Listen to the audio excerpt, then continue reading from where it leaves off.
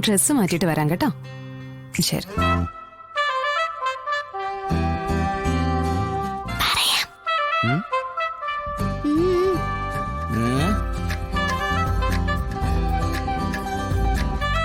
എന്താണ് കണ്ണുകൊണ്ട് ചില നോട്ടങ്ങളൊക്കെ പാസ് ചെയ്യുന്നുണ്ടല്ലോ?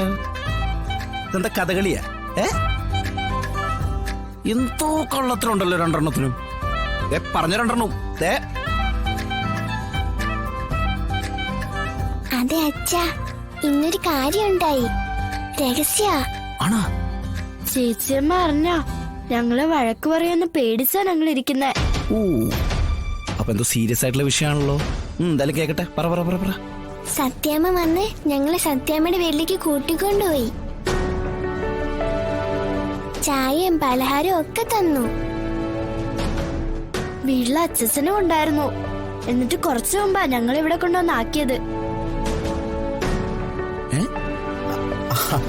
അതാണോ? നല്ല കാര്യമാണല്ലോ. പിന്നെ തന്നെ മക്കള് പേടിക്കണേ? അച്ഛനോടും അമ്മയോടും പറയാതില്ലേ ഞങ്ങൾ പോയത്.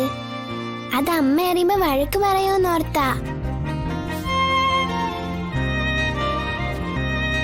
സത്യാമ്മയ്ക്ക് ഇപ്പൊ എന്നെ വലിയ കാര്യം അച്ഛാ.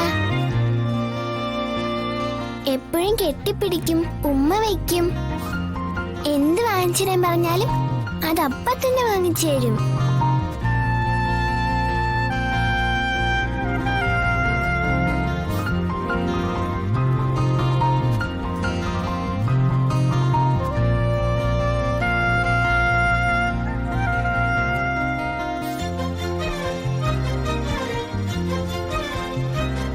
വിഷ്ണുട്ട, സത്യമ്മയുടെ മനസ്സിൽ എന്താ?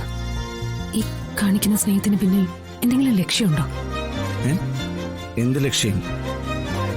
എടോ, സ്നേഹം കാണിക്കുന്ന കാര്യം കാണാനുള്ള ചിന്താഗതിയും തന്നെ തെറ്റാ. അമ്മയ്ക്ക് ചിലപ്പോ എല്ലാരും വേണമെന്ന് തോന്നിക്കാണും. അതിനിപ്പോ എന്താ? വിഷ്ണുട്ടന്റെ വിശ്വാസം വിഷ്ണുട്ടനെ രക്ഷിക്കട്ടെ. ഇയാള്